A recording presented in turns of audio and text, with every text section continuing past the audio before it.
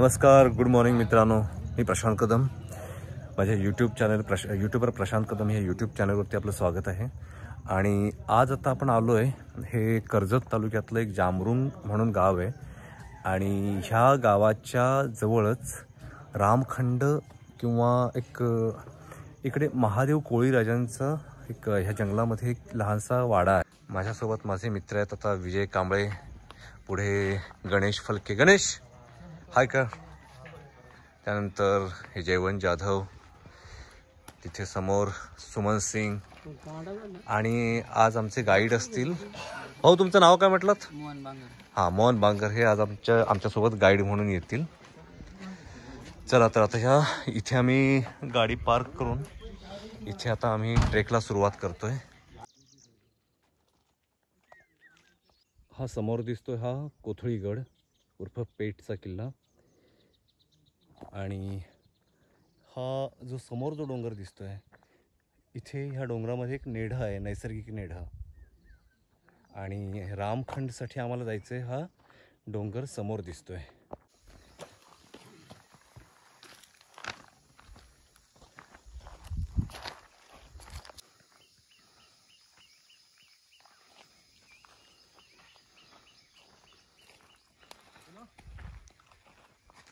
हो,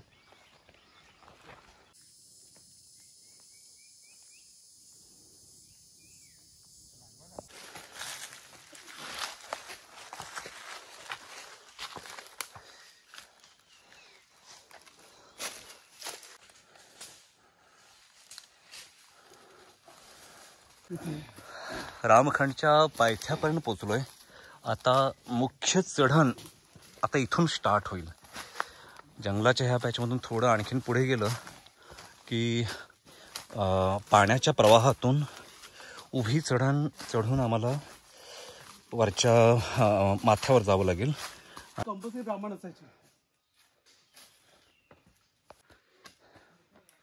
अजून इकडे पाऊस नसल्यामुळे हा ओढा कोरडा ठणठणीत आहे.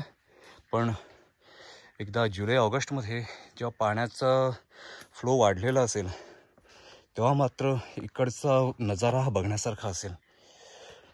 म्हणजे आता जरी आम्ही जूनमध्ये हा ट्रेक केला असला तरी परत ऑगस्टमध्ये परत इथे नक्कीच येऊ.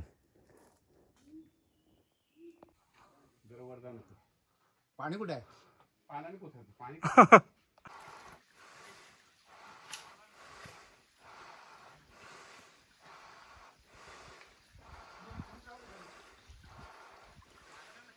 उधर बैठ जाने का, उधर है ना गाड़ी मध्ये.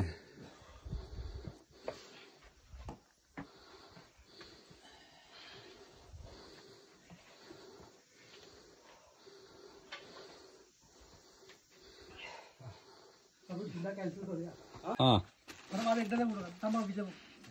थांब रे जरा तू.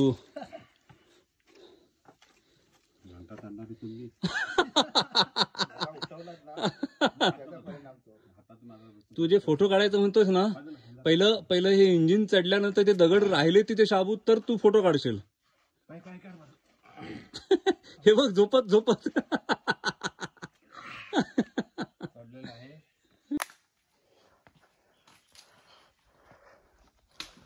तू पण आहे गणी.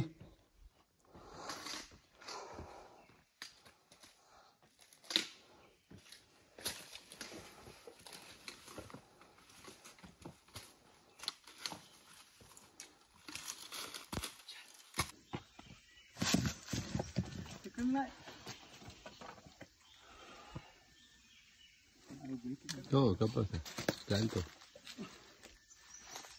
त्याचा किडा आहे ना, तो त्याला वर चढवणारच बघा. त्याचा जो किडा आहे ना त्याच्या अंगातला, तो त्याला वर चढवणार बघा तुम्ही. आता कसा पण चढवणारच, त्याला खाली उतरणारच नाही.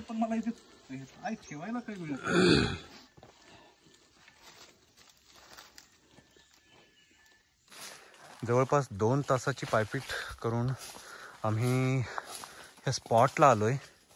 पण आमच्या गाईडला नक्की जागा, नक्की ते लोकेशन आता मिळत नाही आहे. त्यामुळे तो आता ते लोकेशन शोधतोय. आणि बघूया आता इथे त्यांना सापडतं. कारण त्यांच्या माहितीप्रमाणे तर जागा हीच होती.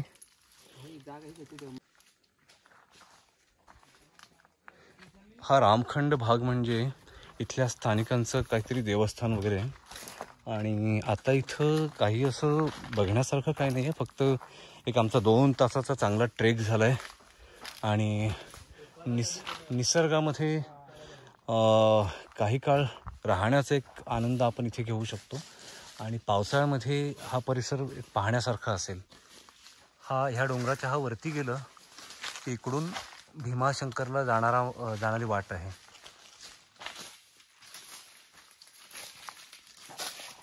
हे आमचे गाईड आहेत मोहन भाऊ.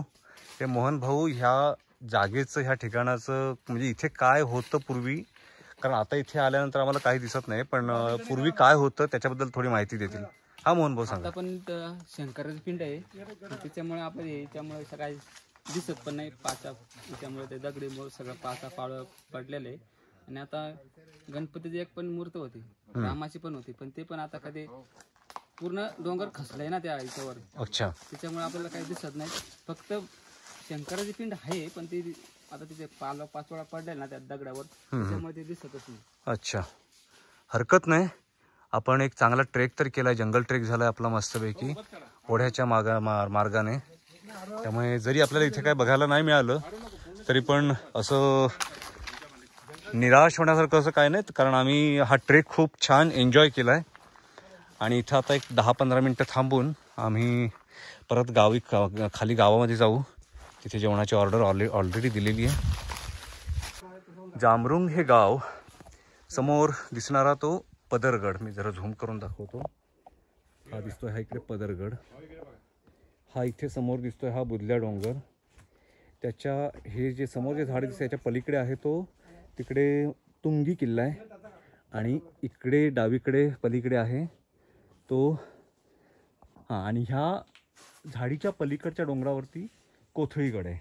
असं एक 3 ते 4 किल्ल्यांच्या मध्ये हे गाव बसतं. इकडून चारे माझ्या मागे.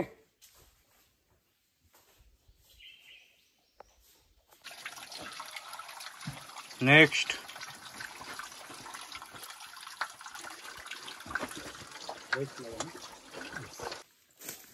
मस्त शांत असा निसर्ग. आणि या निसर्गामध्ये असं वाटतंय की एक छानशी डुलकी काढावी.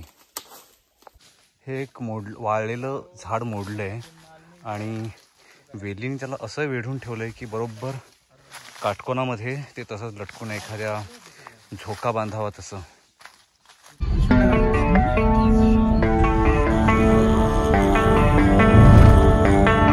Baby, read the fine print. I've got baggage and it's all Gucci. Don't get too attached to me.